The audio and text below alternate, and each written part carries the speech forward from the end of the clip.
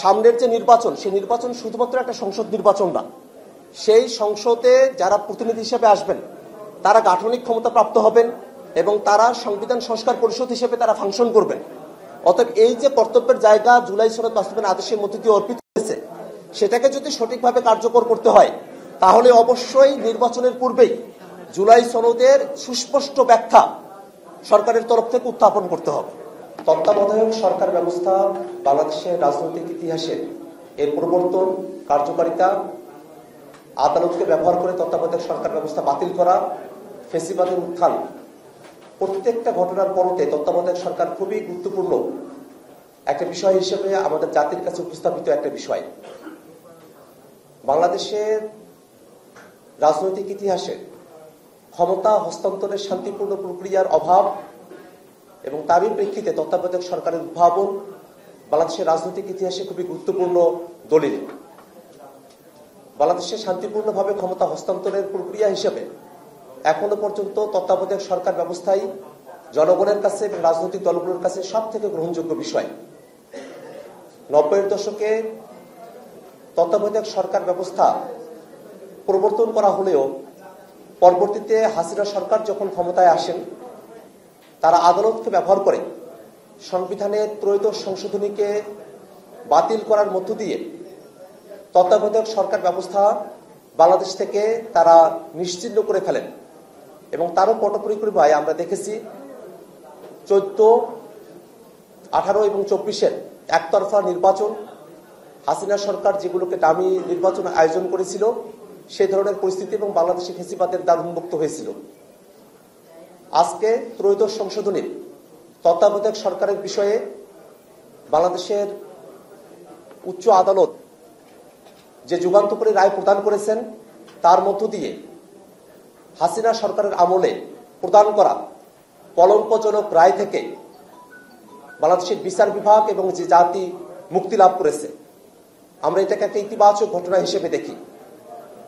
কিন্তু বাংলাদেশের রাজনৈতিক দলগুলো সেই 90-এর দশকে যেমন তত্ত্বাবধায়ক সরকারের ব্যাপারে একমত হয়েছিল, আজকের এই রায় ঘোষণার আগেও জুলাই সনদ প্রণয়নের জন্য আমরা যখন ঐক্যমত্য কমিশনে একত্রিত হয়েছিলাম, সেই ঐক্যমত্য কমিশনেই বাংলাদেশে ফেসিবাদ বিরোধী রাজনৈতিক দলগুলো যারা ঐক্যমত্য কমিশনে অংশগ্রহণ করেছিলেন, আমরা সকলে মিলে তত্ত্বাবধায়ক সরকার ব্যবস্থা পুনঃপ্রবর্তনের ব্যাপারে আমরা একমত হয়েছিলাম।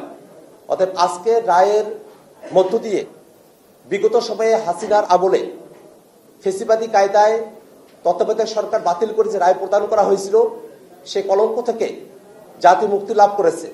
কিন্তু একই সাথে তত্ত্বাবধায়ক সরকার ব্যবস্থা যদি আজকে রায় নাও হতো, তারপরেও আমরা বাংলাদেশে ফেসিবাদ বিরোধী সকল রাজনৈতিক দল একমত হয়েছিলাম যে বাংলাদেশে শান্তিপূর্ণভাবে ক্ষমতা হস্তান্তরের প্রক্রিয়া হিসেবে তত্ত্বাবধায়ক সরকার ব্যবস্থাকে ফিরিয়ে নিয়ে আসা হবে। জুলাই সনদের আদেশ জারি করা হয়েছে, জুলাই সনদের খসড়া এবং ড্রাফট আমাদের সকলের কাছে উপস্থিত। সেই জুলাই সনদে তত্ত্বাবধায়ক সরকার ব্যবস্থা ব্যাপারে রাজনৈতিক দলগুলোর ঐক্যমত্য প্রতিষ্ঠিত হয়েছে। তত্ত্বাবধায়ক সরকার ব্যবস্থা কিভাবে গঠিত হবে সেই একটা ফর্মুলার ব্যাপারেও জুলাই সনদের মধ্যে বিস্তারিত আলোচনা রয়েছে। জুলাই সনদের মধ্যে ত্রয়োদশ সংশোধনীতে শুধুমাত্র বিচার বিভাগ থেকেই তত্ত্বাবধায়ক সরকারের প্রধান উপদেষ্টা করার যে নিয়ম ছিল, সেখান থেকে বেরিয়ে এসে বিচার বিভাগের উপর নির্ভরশীল না থেকেই তত্ত্বাবধায়ক সরকারের প্রধান নিয়োগের ব্যাপারে সরকারি দল, প্রধান বিরোধী দল এবং দ্বিতীয় বৃহত্তম বিরোধী দল তাদের সকলের সম্মিলনে ঐক্যমতের ভিত্তিতে তত্ত্বাবধায়ক সরকারের প্রধান উপদেষ্টা এবং অন্যান্য উপদেষ্টাদেরকে বাছাই করার একটা কমিটির ব্যাপারে ফর্মুলা জাতীয় সনদের মধ্যে অন্তর্ভুক্ত রয়েছে। আমরা দেখেছি জুলাই সনদের মধ্যে তত্ত্বাবধায়ক সরকার ব্যবস্থা প্রবর্তনের প্রক্রিয়া হিসেবে র্যাঙ্ক চয়েস ভোটিং এর কথা বলা হলেও বিএনপি সেই র্যাঙ্ক চয়েস ভোটিং এর মধ্যে তারা নোট অফ ডিসেন্ট দিয়ে রেখেছেন। আমরা সরকারের কাছে এর আগেও আহ্বান জানিয়েছি যে তত্ত্বাবধায়ক সরকার ব্যবস্থা পূর্বেকার মতো করে নয়, বরং জুলাই সনদে যেভাবে তত্ত্বাবধায়ক সরকার ব্যবস্থার কথা প্রবর্তনের কথা বলা হয়েছে ঠিক তেমন প্রক্রিয়াতেই তত্ত্বাবধায়ক সরকার বাংলাদেশে প্রবর্তন করতে হবে। যদিও আজকে রায়ের মধ্য দিয়ে যে তত্ত্বাবধায়ক সরকার ব্যবস্থা পুনঃ স্থাপনের কথা বলা হয়েছে সেটা প্রসপেক্টিভ ইফেক্ট দেওয়া হয়েছে, অর্থাৎ পরবর্তীতে সরকার গঠনের সময়টাতে তার আগে তত্ত্বাবধায়ক সরকার ব্যবস্থার প্রয়োজন হলেও ঠিক এই সময়টাতে আর তত্ত্বাবধায়ক সরকারের প্রয়োজনীয়তার জায়গা আজকে রায়ের মধ্যে উল্লেখ করা হয় নাই, এবং সেটাই সব থেকে বিবেচনা প্রসূত এবং সঠিক সিদ্ধান্ত বলে আমরা মনে করি। বর্তমানে অন্তর্বর্তীকালীন সরকার যেভাবে গঠিত হয়েছে সেটা বাংলাদেশে একটা নজিরবিহীন ঘটনা। বাংলাদেশের ছাত্র জনতা সকলের রক্তর মধ্য দিয়ে এই তত্ত্বাবধায়ক সরকার, এই অন্তর্বর্তীকালীন সরকার গঠিত হয়েছে। সে অন্তর্বর্তীকালীন সরকারের গঠিত ঐক্যমত্য কমিশনে তত্ত্বাবধায়ক সরকারকে ফিরিয়ে নিয়ে আসার ব্যাপারে যে প্রক্রিয়ার ব্যাপারে আমরা সম্মত হয়েছি, জুলাই সনদে যে প্রক্রিয়ায় তত্ত্বাবধায়ক সরকারকে ফিরিয়ে নিয়ে আসার কথা বলা হয়েছে, সামনের দিনে তত্ত্বাবধায়ক সরকারকে সেই প্রক্রিয়াতেই গঠন করতে হবে, এই আহ্বান এবং এই বাধ্যবাধকতার কথা জানিয়ে আমরা আমাদের আজকের যে রায় সেটাকে আমরা স্বাগত জানাচ্ছি। আপনাদের আর কোনো প্রশ্ন আছে?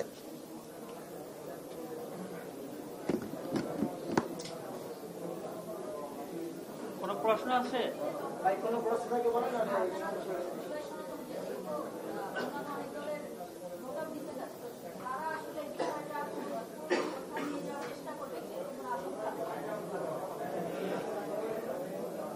তত্ত্বাবধায়ক সরকার ব্যবস্থা বিচার বিভাগের উপরে নির্ভরশীল করার কারণে বাংলাদেশের রাজনৈতিক ইতিহাসে নানা ধরনের সংকট ঘনীভূত হয়েছিল। এর আগে বিএনপি সরকার যখন 2001-এ ক্ষমতায় এলো, তারা তাদের মতো করে তত্ত্বাবধায়ক সরকারের প্রধান উপদেষ্টা তৈরি করার জন্য তারা বিচারপতিদের বয়সসীমা তারা বৃদ্ধি করলেন, এবং তার মধ্য দিয়ে বাংলাদেশে 1-11-এর মতো ঘটনা তৈরি হলো। এবং এই বিচার বিভাগের কাছে সুনির্দিষ্টভাবে তত্ত্বাবধায়ক সরকারকে সুপর্দ করা, সেটা বাংলাদেশের রাজনৈতিক ইতিহাসে শান্তিপূর্ণভাবে ক্ষমতা হস্তান্তর এবং তত্ত্বাবধায়ক সরকার গঠন প্রক্রিয়াকে চূড়ান্তভাবে ব্যাহত করেছিল। সেক্ষেত্রে জাতীয় নাগরিক পার্টি এনসিপি ঐক্যমত্য কমিশনে শান্তিপূর্ণ উপায়ে ক্ষমতা হস্তান্তরের প্রক্রিয়া আমরা উত্থাপন করেছিলাম, এবং তারই ভিত্তিতে ঐক্যমত্য কমিশনের সিদ্ধান্ত হয়েছে যে প্রথমে সরকারি দল, প্রধান বিরোধী দল এবং তৃতীয় যে বৃহত্তম দল থাকবে তাদের 5 জন প্রতিনিধিরা তারা তত্ত্বাবধায়ক সরকারের ব্যাপারে তারা সিদ্ধান্ত গ্রহণ করবেন, এবং সেটা যে বিচার বিভাগ থেকেই হতে হবে এমন কোনো বাধ্যবাধকতার কথা সেখানে নাই। তারা যদি একমত হতে না পারেন সেক্ষেত্রে বিচার বিভাগ থেকে 2 জন বিচারপতিকে নিয়ে এসে তাদের সমন্বয়ে একটা র্যাঙ্ক চয়েস ভোটিং এর কথা বলা হয়েছে। সেই র্যাঙ্ক চয়েস ভোটিং এর ব্যাপারেই বিএনপির নোট অফ ডিসেন্ট রয়েছে। আমরা যখন জুলাই সনদের আদেশ জারি করা হলো, সে আদেশের মধ্যেই এই তত্ত্বাবধায়ক সরকার ব্যবস্থার কিভাবে সামনের দিনে অন্তর্ভুক্ত করা হবে জুলাই সনদে বর্ণিত প্রক্রিয়ার কথা বলা হয়েছে। আমরা সরকারের কাছে আবারও দাবি জানাই যে জুলাই সনদ বাস্তবায়ন আদেশের মধ্যে তত্ত্বাবধায়ক সরকারের ব্যাপারে এবং সাংবিধানিক প্রতিষ্ঠানগুলোর ব্যাপারে জুলাই সনদে বর্ণিত প্রক্রিয়ার যে কথা বলা হয়েছে সেটা কি নোট অফ ডিসেন্ট সহ কি নোট অফ ডিসেন্ট ছাড়া, সেই ব্যাপারটাকে সরকারকে পরিষ্কার করতে হবে। কোনোভাবেই জুলাই সনদে বর্ণিত প্রক্রিয়ার বাইরে গিয়ে তত্ত্বাবধায়ক সরকার গঠন করার কোনো সুযোগ নেই। আজকের রায়ের মধ্য দিয়ে তত্ত্বাবধায়ক সরকার ব্যবস্থা পুনঃস্থাপিত হলেও সেটা অটোমেটিক্যালি স্থাপিত হওয়ার কোনো সুযোগ নেই, সেটাকেও পরবর্তী সংসদের মধ্য দিয়ে এটাকে নিয়ে আসতে হবে। সেক্ষেত্রে পরবর্তী সংসদের উপরে বাধ্যবাধকতা রয়েছে, তার একটি সংস্কার পরিষদ হবে, এবং এই সংস্কার পরিষদ জুলাই সনদে যেভাবে বিবৃত আছে, জুলাই সনদে যেভাবে তত্ত্বাবধায়ক সরকার গঠন করার কথা বলা হয়েছে ঠিক সেভাবেই তারা অন্তর্ভুক্ত। ত্রয়োদশ সংশোধনীতে যেভাবে আছে সেভাবে নয়, জুলাই সনদে যেভাবে আছে সেভাবেই তত্ত্বাবধায়ক সরকার গঠন করতে হবে। আচ্ছা, একটা প্রশ্ন একটু অন্যভাবে, সেটা হচ্ছে এনসিপি এখন পর্যন্ত জুলাই সনদে সই করেনি, এমন কি কোনো সম্ভাবনা আছে যে নির্বাচন চলে আসলো, যেহেতু নির্বাচনের বেশি দিন বাকি নেই, জুলাই সনদে সই না করে এনসিপি নির্বাচনের দিকে গেল?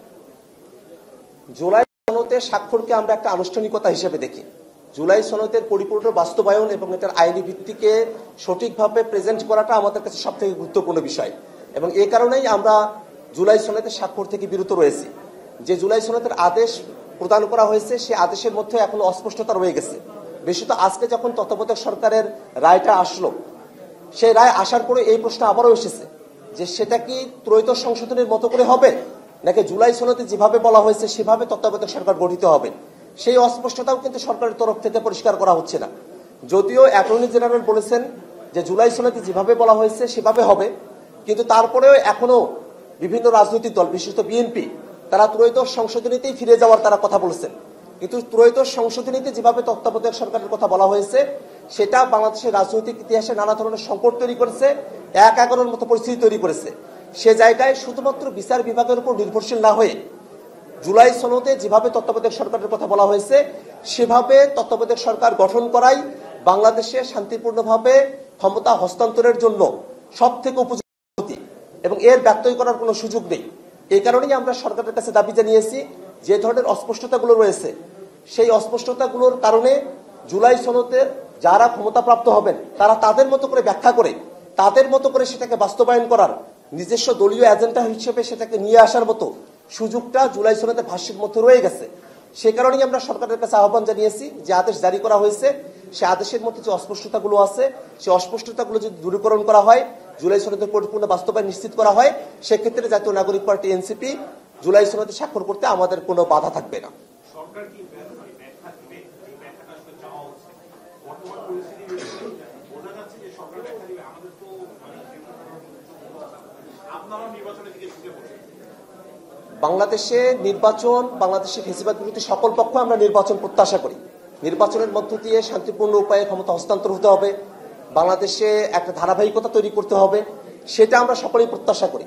কিন্তু নির্বাচনের সাথে জুলাই সনদ বা নির্বাচনী জোট হওয়া না হওয়া এগুলোর সাথে জুলাই সনদকে আমরা নির্ভরশীল মনে করি না। সরকারের একটা আলাদা এজেন্ডা এবং সরকারের একটা আলাদা কর্তব্যের জায়গা।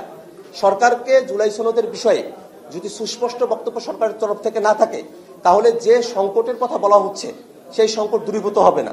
অতএব সামনের যে নির্বাচন সেই নির্বাচনকে অংশগ্রহণগুলো করতে হলে সেই নির্বাচনে যেন ফ্যাসিবাদ বিরোধী সকল পক্ষ অংশগ্রহণের সুযোগটা পায়, সে কারণে হলেও সরকারকে জুলাই সনদ বাস্তবায়ন আদেশের সুস্পষ্ট ব্যাখ্যা জাতির কাছে উপস্থাপন করতে হবে এবং সে ব্যাখ্যা পেলেই আমরা জাতীয় নাগরিক পার্টি এনসিপি জুলাই সনদে স্বাক্ষর করতে আমাদের বাধা থাকবে না। যদি জুলাই সনদের যে আদেশের কথা বলা হয়েছে সরকারের তরফ থেকে সেখানে যদি অস্পষ্টতা রয়ে যায়, সেই অস্পষ্টতা নিয়ে সামনে নির্বাচন কিভাবে অনুষ্ঠিত হবে সেটা নিয়ে একটা অস্পষ্টতার জায়গা তৈরি হবে। কারণ এই সামনের যে নির্বাচন সেই নির্বাচন শুধুমাত্র একটা সংসদ নির্বাচন না, সেই সংসদে যারা প্রতিনিধি হিসেবে আসবেন তারা গাঠনিক ক্ষমতা প্রাপ্ত হবেন এবং তারা সংবিধান সংস্কার পরিষদ হিসেবে তারা ফাংশন করবেন।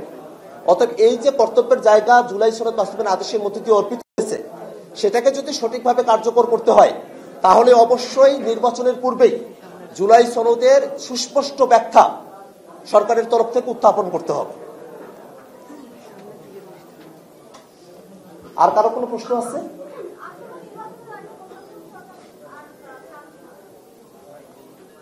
বর্তমানে অন্তর্বর্তীকালীন সরকারের এই মেয়াদকালে তত্ত্বাবধায়ক সরকারের আর কোনো প্রয়োজনীয়তার জায়গা নেই এবং বাংলাদেশের উচ্চ আদালত যে রায় দিয়েছেন সে রায়ের মধ্য দিয়ে এটা প্রতিভাত। পরবর্তীতে যে সরকার গঠিত হবে সে সরকার ভেঙে যাওয়ার পরে তত্ত্বাবধায়ক সরকার গঠন করতে হবে। ঠিক এই মুহূর্তে তত্ত্বাবধায়ক সরকার গঠনের কোনো প্রয়োজনীয়তা নেই। এই অন্তর্বর্তীকালীন সরকার তারা সংস্কার, বিচার এবং নির্বাচনের ম্যান্ডেট নিয়ে তারা ক্ষমতায় এসেছেন এবং তাদের মধ্য দিয়েই সামনে নির্বাচনটা অনুষ্ঠিত হতে হবে। ধন্যবাদ সকলকে।